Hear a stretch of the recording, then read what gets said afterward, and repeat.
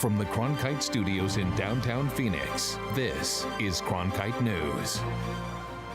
Opioid fraud, an elaborate ring out of commission accused of falsifying prescriptions, how they did it, and the charges they're now facing. Also tonight, the Arizona response. The investigation into possible Russian meddling in the 2016 election lands 2 former Trump campaign staffers under federal arrest. And celebrating Halloween, some Valley kids would have missed the chance to dress up and go trick-or-treating if it wasn't for a local nonprofit. Cronkite News starts now. Good evening and welcome to Cronkite News on Arizona PBS. I'm Sydney Eisenberg. And I'm Victoria Mendoza. Thank you for joining us.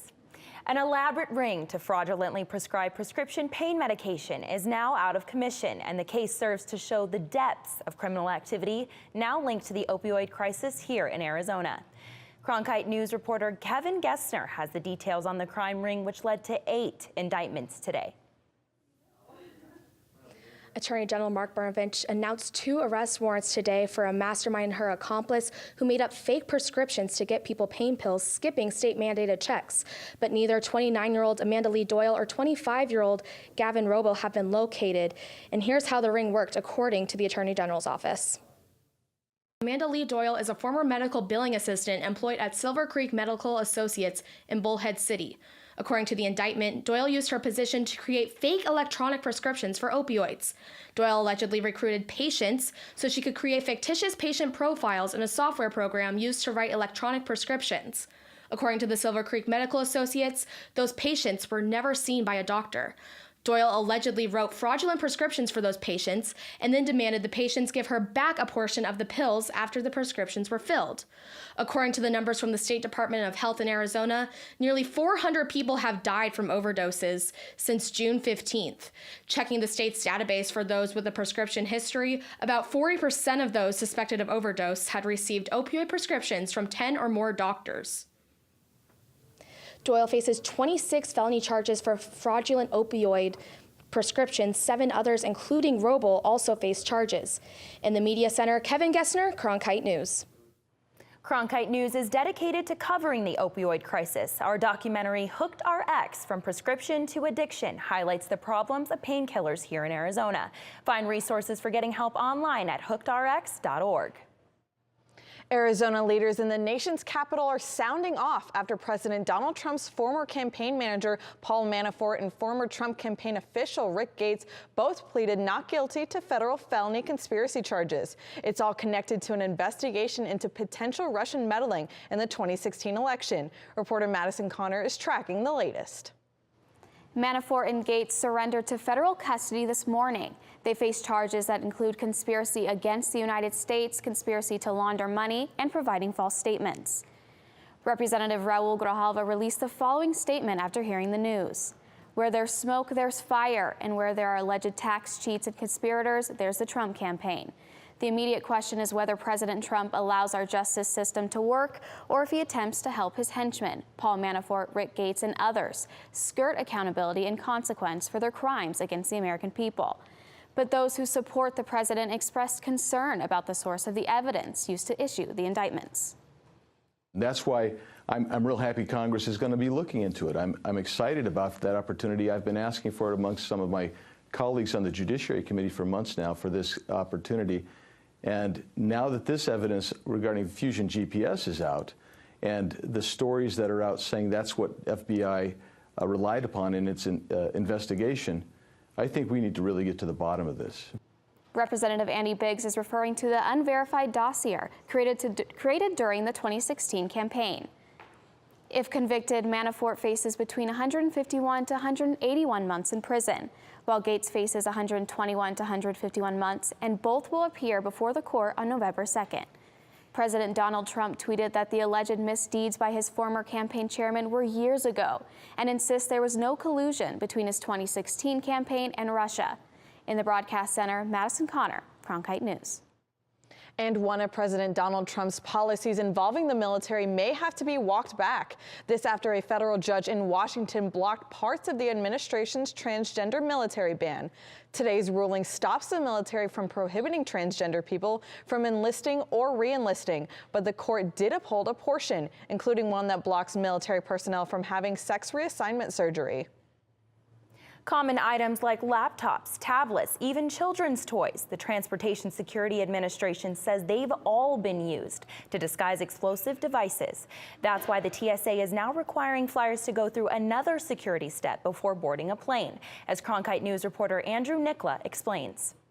A banana and an e-reader may not seem to have much in common, but to security screeners at the nation's airports, the two items can look like explosives are hiding in your luggage. That's why the Transportation Security Administration is now requiring that any electronic device bigger than a cell phone be put into its own bin for X-ray screening. We're asking people to remove their small electronic devices larger than a cell phone from their carry-on bags and put them in a bin with nothing above them, nothing below them, so we can get a good, clear image of a good, clear X-ray image. Farbstein showed how those devices can be taken apart and used to hide explosives.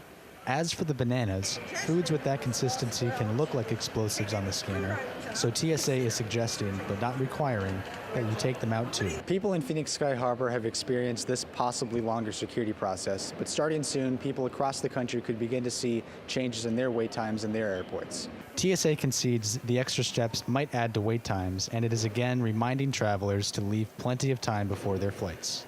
But Farbstein said the new measures don't ask flyers to do much more than they have already been doing. You know, people have been doing something very similar with their laptops for years. We've been asking them to remove their laptops from their carry-on bags. Now we're asking them as well to remove their large electronics, larger than a cell phone, their personal electronic devices, and do the same. It's really not that complicated. The goal, she says, is to stay one step ahead of the terrorists.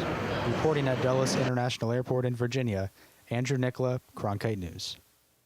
Sky Harbor was one of 10 airports where the new process was tested earlier this year. And with the national rollout, 8 more airports in Arizona now require the screening, with Tucson International Airport adding the requirement last week.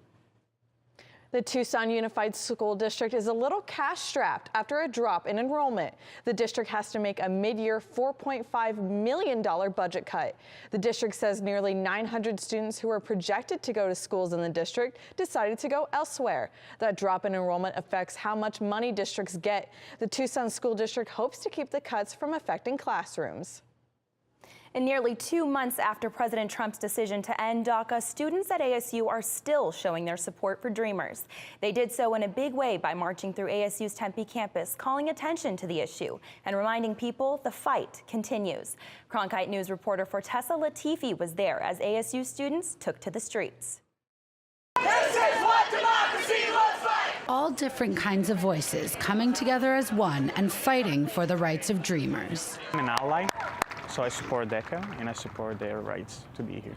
I have an undocumented DACA sister who's also a recipient, and I am here for her. According to estimates by ASU's administration, there are between 250 and 300 DACA students at ASU. Thursday's march was also used as a battle cry against Arizona Attorney General Mark Brnovich. Brnovich is currently suing the Arizona Board of Regents, alleging too many sharp increases in tuition in Arizona public universities. However, for some who participated in the demonstration, the real reason behind the lawsuit is to deny in-state tuition for DACA students. Please don't take away our education. We want to get educated and give back. We want to uplift communities and people from all backgrounds. At one point, students read from their newly written Sun Devil Constitution. All students are equal, regardless of skin color, nationality, gender, immigration status, or appearance. With uncertainty looming in the future, DACA student Vasti La Madrid says demonstrations like these give her the strength to face what may come next. And I feel like it's not just us, we have a whole community behind us. So it's definitely empowering, and we definitely feel like we're strong enough to fight whatever it is that we have to. In Tempe, Fortessa Latifi, Cronkite News. If Congress doesn't act in favor of DACA recipients by March, as many as 30,000 people per month for the next 2 years could lose their protected status. A Valley High School football team played a game for the first time since one of their teammates died. Coming up on Cronkite News, we talked to the coach about what it meant for his players to take the field. Also, one local organization is using a new grant to renovate its urban farm, how their produce is changing the lives in their community. I'm Judy Woodruff, anchor and managing editor of the PBS NewsHour. The journalists of tomorrow face a fast-changing media landscape, but quality news remains vitally important to our communities, our country, and our world. At ASU's Walter Cronkite School of Journalism and Mass Communication, students learn solid, reliable reporting, holding the powerful accountable, and rebuilding the public's trust. The Cronkite School and Arizona PBS, preparing the next generation for a stronger future of journalism.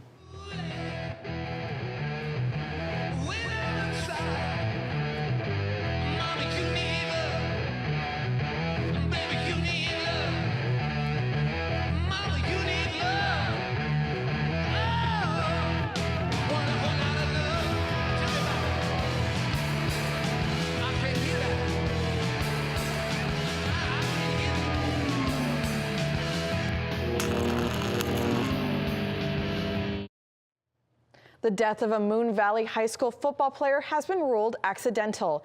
Investigators say 16-year-old Carlos Sanchez died of blunt force trauma to the head while blocking in the team's game on October 20th. Cronkite News reporter Tyler Paley went to the school's final home game on Friday and saw an outpouring of community support. It seemed like any other football game. The band playing, the cheerleaders flying, and plenty of big plays. The mood today is actually very, very good. Everybody's glad to be here. But this was no ordinary football game. Back on October 20th, 16-year-old Carlos Sanchez took this field. On a play, he was making a block. He took a hit. He got up under his own power and made his way to the sideline, where he collapsed and started seizing. 2 days later, he died at a Phoenix hospital. On Monday, I was in a cloud of guilt and doubt and fear, and I tried to talk them into not playing this game. Coach Milliken and the staff said, if you don't want to play, we understand. We're not going to force you to play.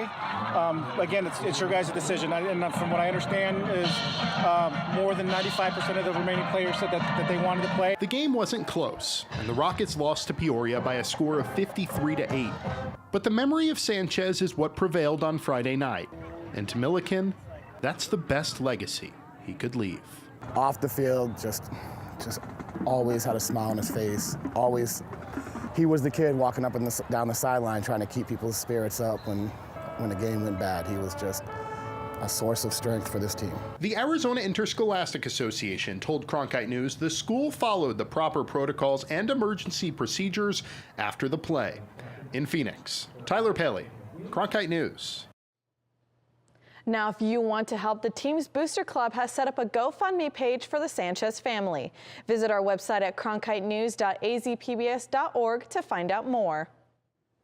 A $250,000 grant will help an urban farm that feeds the homeless. To do even more, reporter Tim Johns takes us to St. Vincent de Paul's urban farm to see what this money will mean.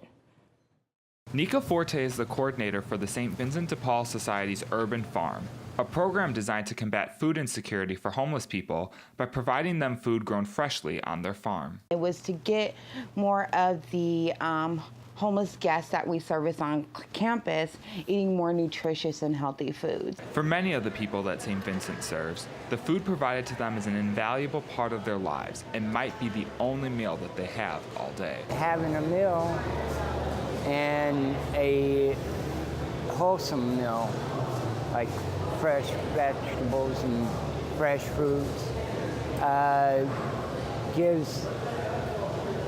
helps these people get out and go to work.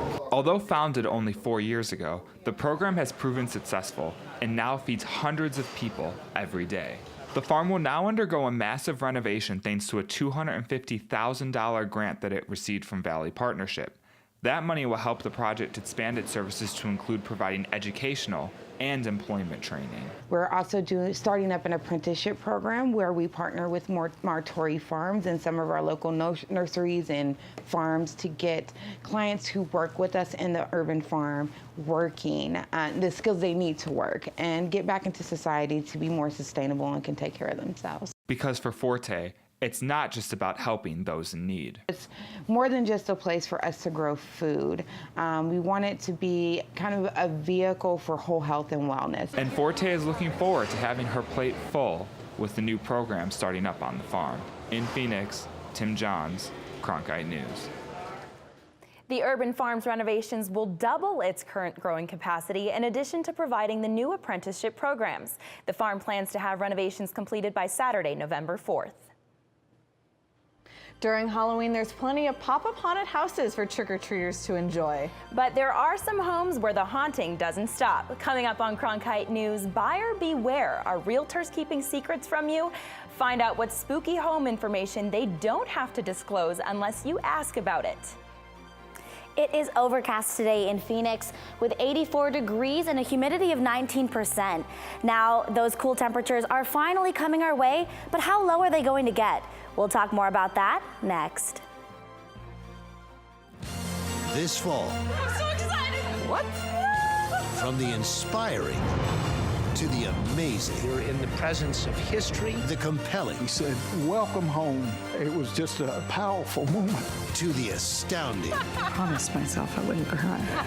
And from the breathtaking. This is real. A journey to Mars. To the electrifying. We're going to change the world. All this and more. All this fall. Oh my God! Fridays, it's at Cronkite News, your social sharing connection where you choose the news. Facebook likes and shares, tweets, retweets, and favorites. YouTube views and subscriptions. We're watching you watch us. From our digital home at cronkitenews.azpbs.org to your television, web browser, or mobile device.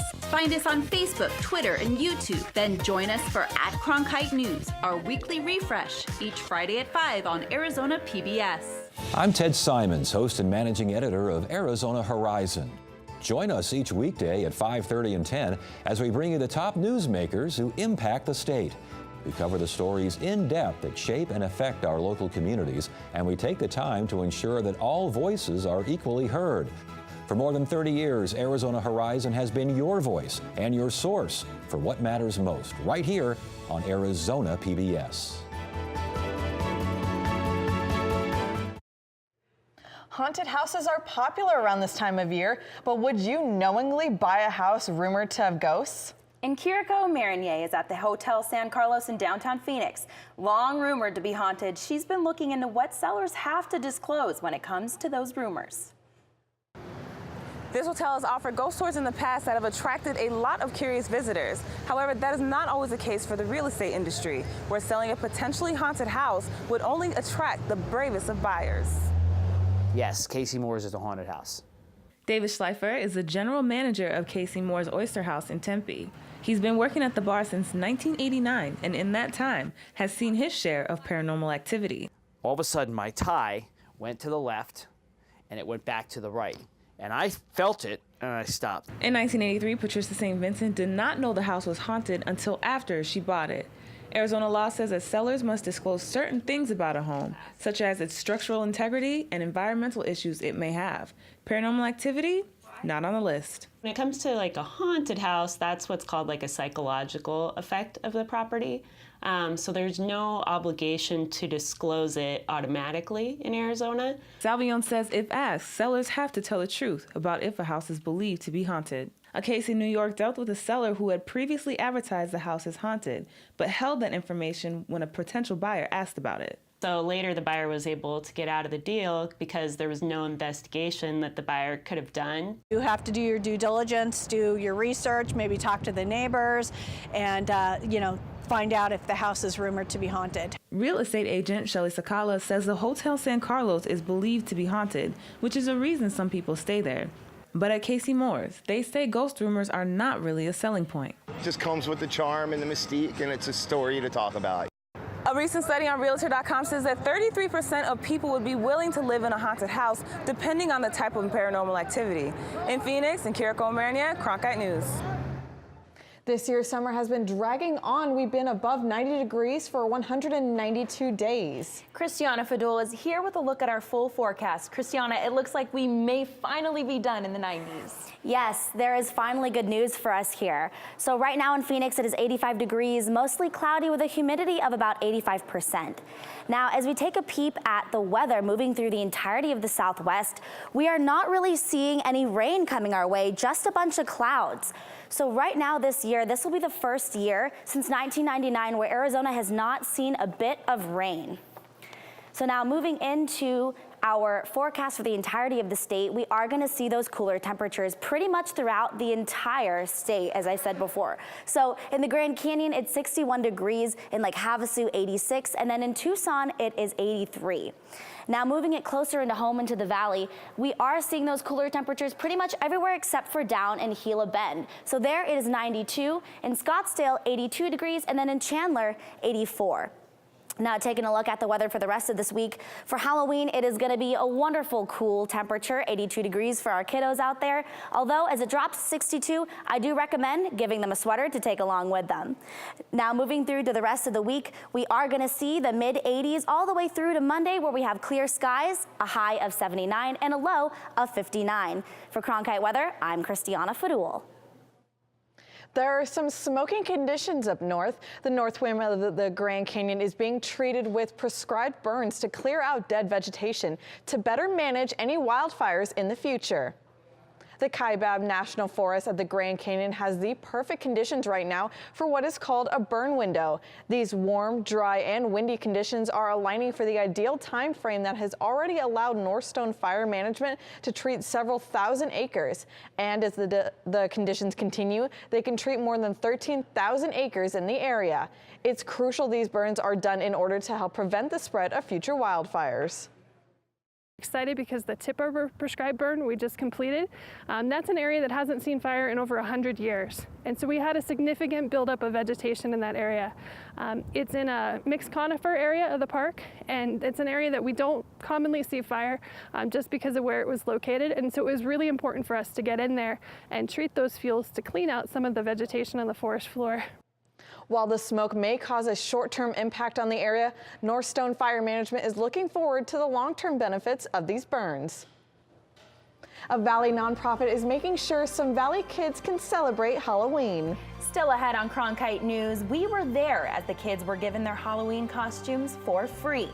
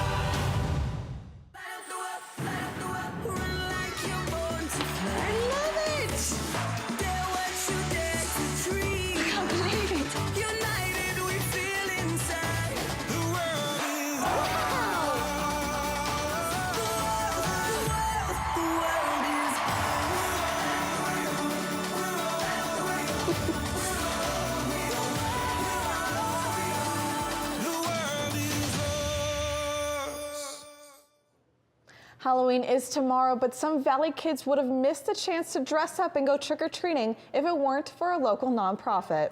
Our Sierra Delgado was there as the kids were given Halloween costumes so they can celebrate the spooky holiday. For struggling families, buying Halloween costumes can be an extravagance. But thanks to Together We Grow Phoenix, the Hernandez family is ready for fun. We are going to trunk and treat, trick or treat. The nonprofit program put on an event to hand out free costumes that were donated. And so we just want to make their day a little bit brighter and their Halloween a little bit nicer. During the event, the kids painted pumpkins and picked up goodie bags. They also wrote thank you notes to the donors who made it all possible. Thanks to donations from volunteers, 60 kids are going to come away with costumes for Halloween this year. She got My Little Pony, and then my older one got Groot from Galaxy the Guardians. And then my other one has Spider-Man, and my nieces got the Disney princesses. Hernandez says she's thankful for the costumes and the activities that brought the community together. In Phoenix, Sierra Delgado, Cronkite News. Next month, Together We Grow will be partnering with 25 ASU student volunteers to provide brunch and dinner boxes to families in need ahead of Thanksgiving. Anyone is welcome to donate. Finally tonight, sometimes a special reunion can mean more than just winning or losing a game. On Sunday, one Arizona State soccer player said she had a senior day she'll never forget. Final senior is Allie Moo. Honestly, there's not even words for it. I was just so surprised and so happy.